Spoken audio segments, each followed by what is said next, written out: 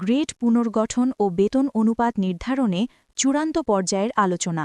যমুনায় প্রধান উপদেষ্টার পে স্কেল বৈঠকে গুরুত্বপূর্ণ অগ্রগতি। নতুন অনুপাতে গ্রেডভিত্তিক ব্যবধান পুনর্নির্ধারণ। অর্থ উপদেষ্টার বক্তব্যে বাস্তবায়ন ঘনিয়ে আসার ইঙ্গিত। ১৭ জানুয়ারির তথ্যেই স্পষ্ট পে স্কেল সিদ্ধান্তের শেষ ধাপে। Channel intro. আসসালামু আলাইকুম, স্বাগত জানাচ্ছি আপনাদের প্রিয় YouTube channel pay scale news টিউবে। এই চ্যানেলে আমরা নিয়মিত তুলে ধরি সরকারি পে স্কেল, গ্রেড কাঠামো, বেতন ও ভাতা সংক্রান্ত সর্বশেষ নির্ভরযোগ্য আপডেট এবং বিশ্লেষণ। আজকের এই ভিডিওতে থাকছে ১৭ জানুয়ারি সারাদিন প্রকাশিত তথ্য অনুযায়ী প্রধান উপদেষ্টা ও অর্থ উপদেষ্টার পে স্কেল আপডেট। মূল নিউজ। ১৭ জানুয়ারি পে স্কেল ইস্যুতে ছিল অত্যন্ত গুরুত্বপূর্ণ ও তাৎপর্যপূর্ণ একটি দিন। দিনভর সরকারি মহল, প্রশাসনিক সূত্র এবং অর্থনৈতিক আলোচনায় স্পষ্ট হয়ে ওঠে, নতুন পে স্কেল এখন সিদ্ধান্ত গ্রহণের একেবারে শেষ ধাপে অবস্থান করছে। এই দিনের সবচেয়ে গুরুত্বপূর্ণ ও আলোচিত তথ্য আসে যমুনায় অনুষ্ঠিত প্রধান উপদেষ্টার পে স্কেল সংক্রান্ত বৈঠক থেকে। সূত্র জানায়, এই বৈঠকে পে স্কেল কমিশনের সর্বশেষ সুপারিশ, সংশোধিত গ্রেড কাঠামো এবং বেতন অনুপাতের প্রভাব নিয়ে দীর্ঘ আলোচনা হয়। প্রধান উপদেষ্টা প্রতিটি গ্রেডের আর্থিক চাপ, প্রশাসনিক ভারসাম্য এবং কর্মচারীদের জীবনযাত্রার বাস্তবতা আলাদা করে বিবেচনার নির্দেশ দেন। ১৭ জানুয়ারির প্রকাশিত তথ্যে জানা যায়, এবারের পে স্কেলে আগের কাঠামোর ধারাবাহিকতা থাকলেও গ্রেড ও বেতন অনুপাতের ক্ষেত্রে বড় ধরনের পুনর্বিন্যাস করা হচ্ছে।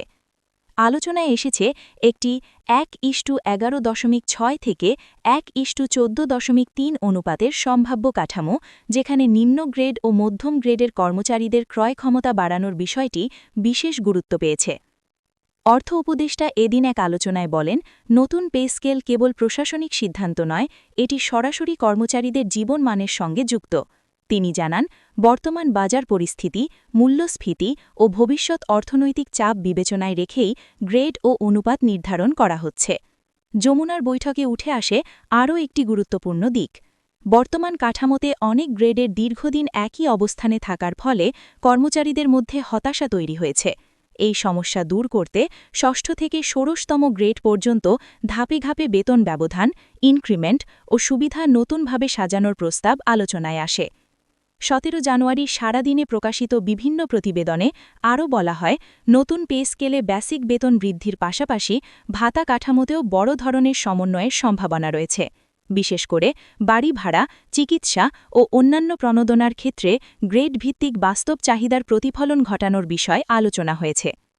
প্রধান উপদেষ্টা বৈঠকে বলেন, একটি পে স্কেল তখনই কার্যকর হয় যখন সেটি কর্মচারীদের মধ্যে দীর্ঘমেয়াদী আস্থা তৈরি করতে পারে এবং নতুন করে বৈষম্য সৃষ্টি না করে।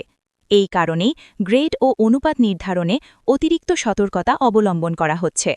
বিশেষজ্ঞদের মতে, এবারের পে স্কেলের সবচেয়ে বড় পরিবর্তন আসতে পারে গ্রেডের ভেতরের কাঠামো ও সুবিধা বণ্টনের পদ্ধতিতে। ইনক্রিমেন্ট, টাইম স্কেল ও পদোন্নতির সঙ্গে বেতনের সংযোগ আগের তুলনায় আরও স্পষ্ট ও যুক্তিসঙ্গত হওয়ার সম্ভাবনা রয়েছে। যদিও এখনও আনুষ্ঠানিক ঘোষণা আসেনি, তবে ১৭ জানুয়ারির বৈঠক, আলোচনা ও বক্তব্যগুলো স্পষ্ট ইঙ্গিত দিচ্ছে পে স্কেল আপডেট এখন চূড়ান্ত রূপরেখার একেবারে কাছাকাছি। কর্মচারী মহলে আগ্রহ যেমন বাড়ছে, তেমনি প্রত্যাশাও পৌঁছেছে চরমে। এই ছিল ১৭ জানুয়ারি সারাদিন প্রকাশিত তথ্য অনুযায়ী প্রধান উপদেষ্টা ও অর্থ উপদেষ্টার পে স্কেল আপডেট। এ ধরনের গুরুত্বপূর্ণ ও বিশ্লেষণ ভিত্তিক পে স্কেল সংবাদ পেতে সাথেই থাকুন পে স্কেল নিউজ টিউবের সঙ্গে।